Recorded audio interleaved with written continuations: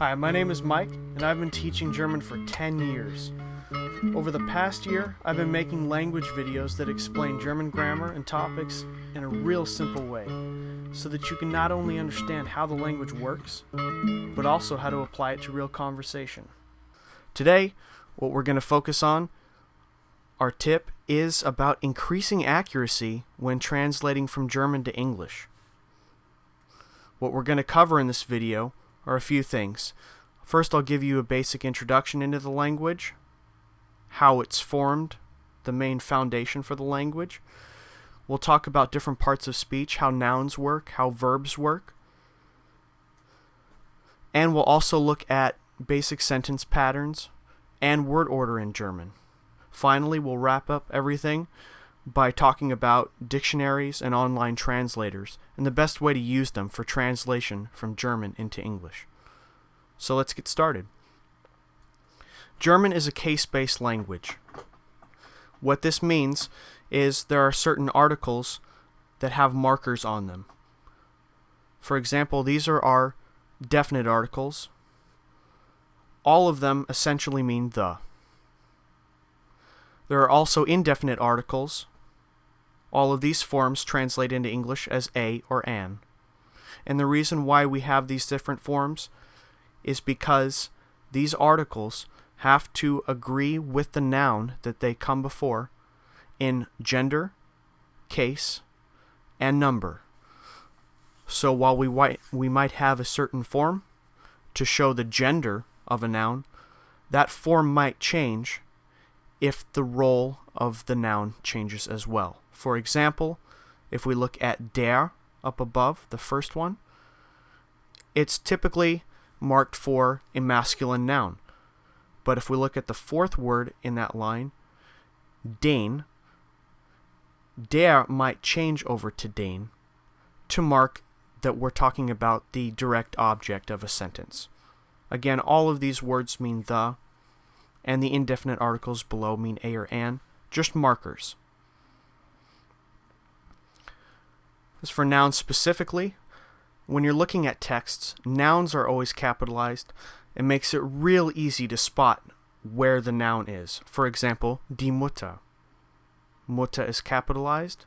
In German it means mother, so we know it's a noun. The article that comes before it is the feminine the.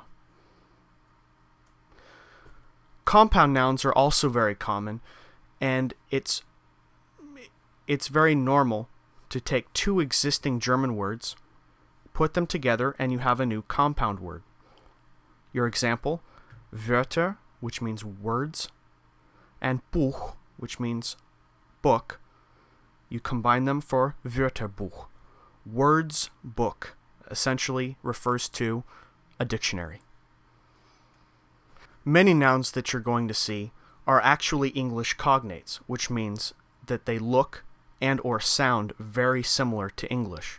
Some examples of this, like the previous example, Buch is book, Elefant, elephant, things like that. There are lots of English-German cognates. Definitely take advantage of this. As for verbs, a couple things here. You must have at least one verb in every sentence, just like in most languages, including English. And when you do have that one verb, it's conjugated to agree with the subject. Here's some examples. Ich spiele, du spielst. Ich spiele is I play. Du spielst is you play. Notice how the endings marked in red have changed between the two examples to agree with the subject. German has fewer tenses than English, especially when you're talking about the present tense.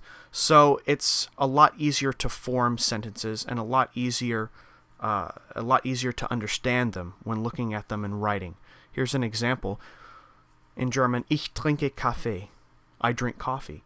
It could be translated either I drink coffee, like on a regular basis, I am a coffee drinker, or I am currently drinking coffee, like right now. So the sentence structure is a lot simpler. And if you have multiple verbs in a sentence, one is usually the helping verb. the helping verb, which goes right next to the subject, is the one that gets conjugated. Here's our example. Ich muss die Hausaufgaben machen. I need to do the homework. Our helping verb, muss, agrees with ich. If the subject was you, or in German, du, we would have to change that helping verb to agree. The other verb is the infinitive, and it's found at the end, machen. It's always left in its infinitive or dictionary form.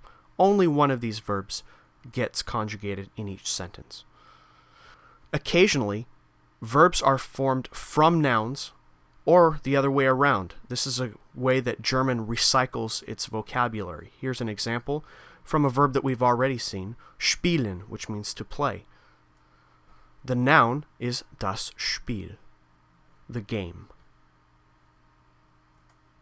In terms of sentence structure, generally we want to observe an SVO word order, or subject, verb, object. Very similar to English, actually. Der Mann trinkt Kaffee. The man is drinking the coffee. Mann is the subject. Trinkt is the verb, which agrees with Mann.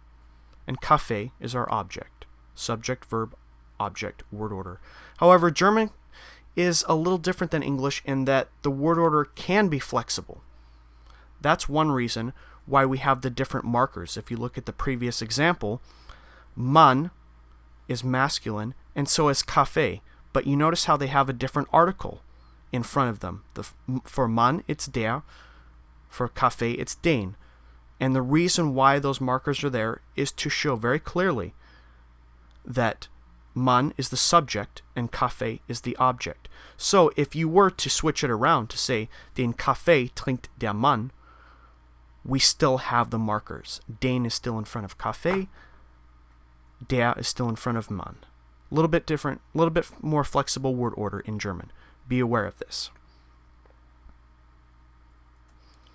As far as dictionaries go, when you're always looking up verbs, you're always going to find them in their infinitive form. Generally, this is going to end with an en or occasionally an n. And in order to apply them, you have to actually look for the conjugation as it agrees with the subject.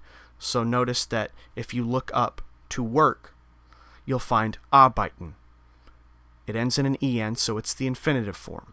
And we would have to conjugate that if we wanted to say I work or you work. Here's how that's done. Ich arbeite. Du arbeitest. So we have to have those conjugations, know how they normally conjugate, and be able to apply them from the infinitive. The dictionary would be way too long if it listed to work, I work, you work, he works, we work, they work. Therefore, the conjugation is left to you. Nouns will also be accompanied by their gender when you look them up in a dictionary. This is important. We don't have gender in English, but it's something that's very important in German. All nouns have that gender. And we see the abbreviations for masculine, feminine, and neutral. An example, if we look up book, we'll find Buch, and it'll say neutral after it. And we know at that point that it's das Buch, because das is our neutral article. As far as online translators go, when translating texts, a few tips. These online translators are very good for individual words and sometimes small phrases. They'll even give you multiple meanings of the same word, so that in case that word in English has double meanings. That way you can place it in the proper context. Small phrases also help too, because if you want to work with prepositional phrases or fixed phrases, they'll usually show you how it's being used for that particular word. Online translators, contrary to popular belief, are never good for whole sentences. And the reason for that is, as I already mentioned, you could have a double meaning of the word, and that meaning gets conveyed differently in German. You have to understand the context, and online translators are very mathematical in their approach, and they don't take context into account. Therefore, you don't get very accurate translations. And the third thing, word order is very rarely correct. And the reason for that is every language has its own nuances about word order. German word order varies quite differently than English. We saw a modal verb or helping verb right after the subject and an infinitive at the very end in a previous example. That doesn't happen in English, and because of that, word order is very rarely correct. So use the online translators sparingly. Be sure to check out the link below for a free tool to help make language learning easier. It comes with a dictionary and a translator. Thanks for watching. I hope you learned a little bit about the German language and a little bit more about translating from German to English.